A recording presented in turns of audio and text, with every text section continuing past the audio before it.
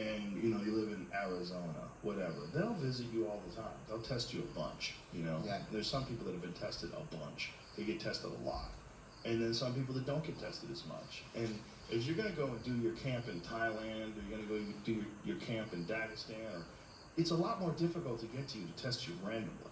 Yeah, but they can anyway. They so can. You can trust on if they come or not. But there's short-acting stuff. There's like when Alex Rodriguez, was that his A-Rod, right? Yeah, when he was fighting, or excuse me, when he was playing baseball, rather, they were taking gummies, testosterone gummies. Okay. And the testosterone literally only lasts for a few hours, and it's out of your system. Wow. Yeah.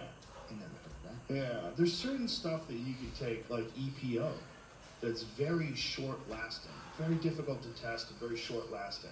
And there's Yeah, in my case, I don't like that because I wouldn't feel good with myself. right, I'm gonna feel like I'm cheating. right, I don't deserve the win because I'm cheating. I'm a cheater.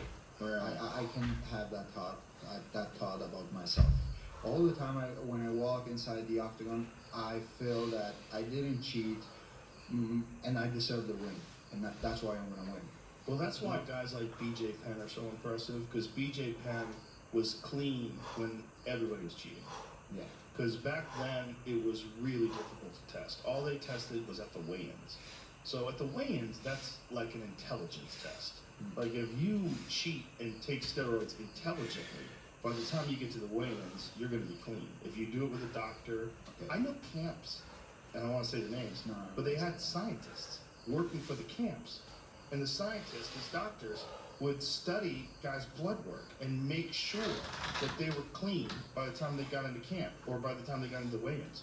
So that when they were on the scale, they still had all the benefits of steroids, but they had no steroids in their system, and their body hadn't started to deteriorate from the lack of steroids. I know some camps also that they use steroids. Yeah, for sure. But yeah, for me, you can have all the muscles in the world, but if you are not mentally strong, because that's a so specific moment when you are in the backstage, you need your mind so badly.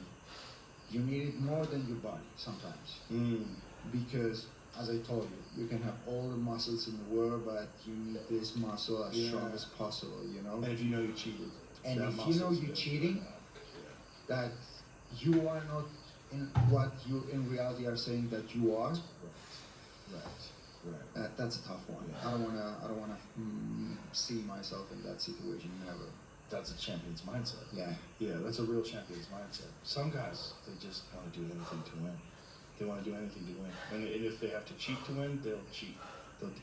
They'll justify it by saying everybody cheats.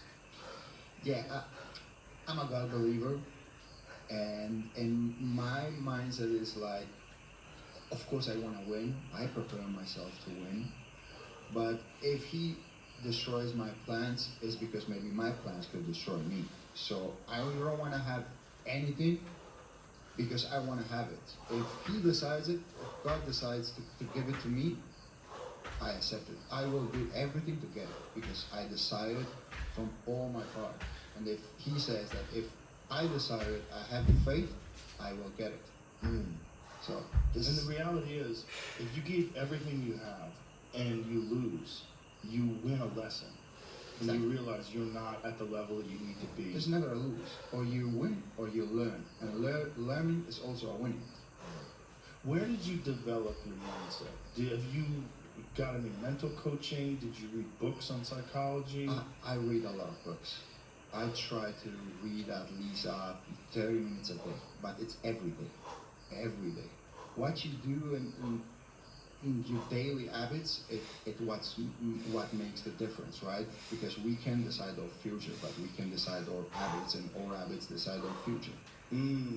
Yes, yeah. So like, what kind of stuff do you read? I read more like I read a lot of books.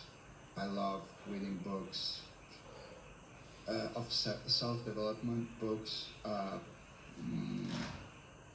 Also, what can I tell you? And yeah, this is the most of the books I read. Self-development books. I read biographies of of the people that I like, for example, Donald Trump, Warren Buffett. I read that kind of people. Businessmen. Yeah, I try to. Yeah? Yeah. Why do you read businessmen's biographies?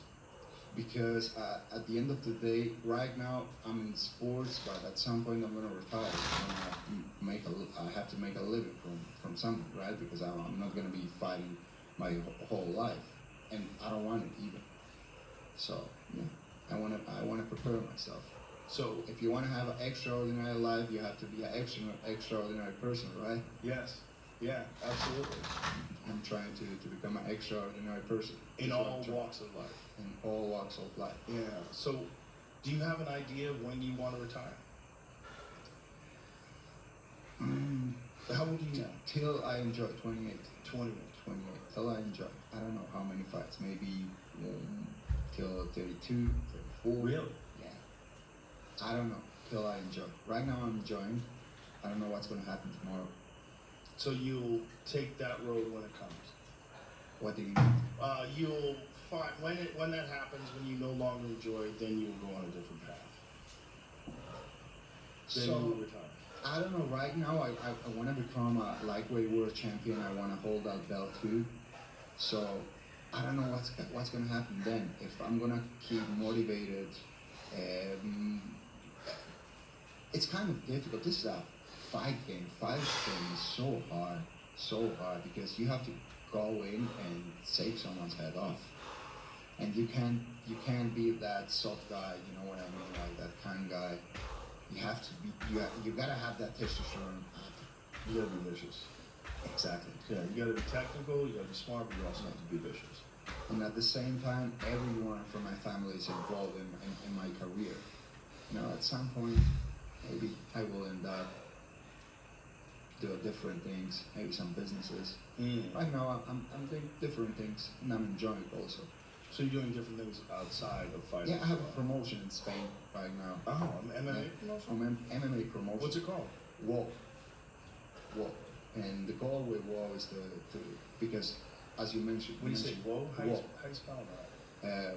Way of the warrior. Oh, wow. Yeah. So from Spain to get to the UFC before was so difficult. I had to do so many crazy things to get to the UFC. But right now, we create WOW, and we are in the UFC Fight Pass. Everyone can get in that promotion fight if you have the skills. You are ready. Someone's gonna see you, and they're gonna sign you in the The UFC. promoter's life is a hard life. That's a hard job. Yeah, you think so? Yeah. It's very entertaining, to be honest. When I talked to Dana, at least promoting for the UFC, like I was talking to him this weekend, he was telling me all the issues that they're having. And with different fights, I was asking him some questions, like, what are you doing with this, what are you doing with that? And he starts telling me, oh, this guy wants that, this is won't fight Did this he guy. tell you something about me? Maybe a little bit. If he did, I can't tell you. I did ask who you're going to fight, and they said we're working on things.